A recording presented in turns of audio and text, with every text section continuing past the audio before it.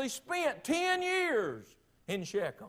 Close to 10 years. He's supposed to be in Bethel. But he's built him a house right here. That's where a lot of Christians are. Hey man, God's told him, I want you to do this.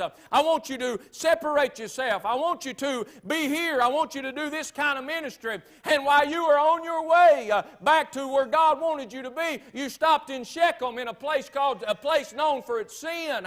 And you've been there. You bought you some land. You built you a house. Hey man, we used to talk about people putting down tent stakes here upon this earth. But I'm afraid that Christians nowadays, it ain't tent stakes. We've laid footers. Amen. Hey, we're here. We enjoy being here. Amen. We enjoy the convenience of everything. And we've got our eyes off of the Lord, and we're like Jacob.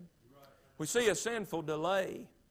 You know, God can bless anybody anywhere, except if you're somewhere where God told you not to be.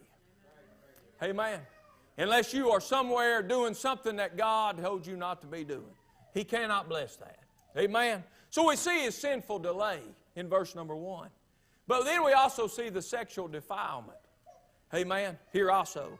In Jacob's life, God used a crisis in his daughter Dinah's life and in the rebellion of his sons here in Shechem.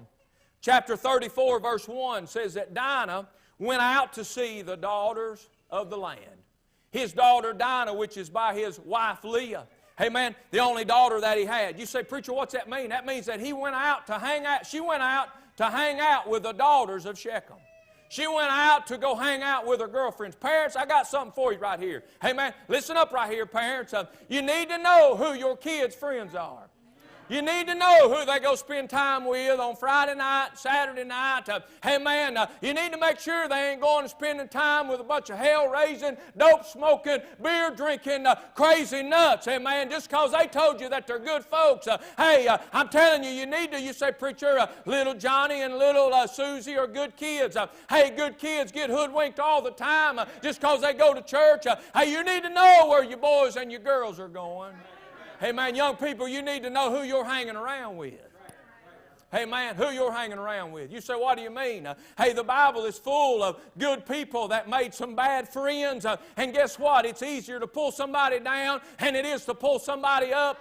Hey, I could tell you friend after friend after friend that I went to Christian school with and I went to church with. This morning they're not in church. This morning their life is a wreck. You say, why? They's good boys, they's good girls, but they had a friend. Hey, man, they had a friend. We know that Amnon had a friend in Jonadab. And guess what happened? His cousin talked him into raping his half-sister Tamar, and the destruction there that took place. Hey, I'm telling you, my friend, hey, Dinah went down to hang out with these girls at Shechem and something bad happened.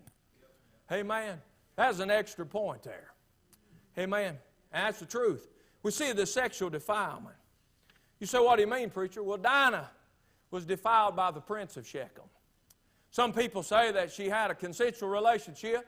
Some people say that she was raped. I don't know, but it was awful, whatever happened to her.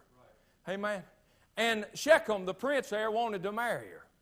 And he come to Jacob and he asked him for her hand, wanting to marry her. And two of his boys, amen, Simeon and Levi, come up with a plan.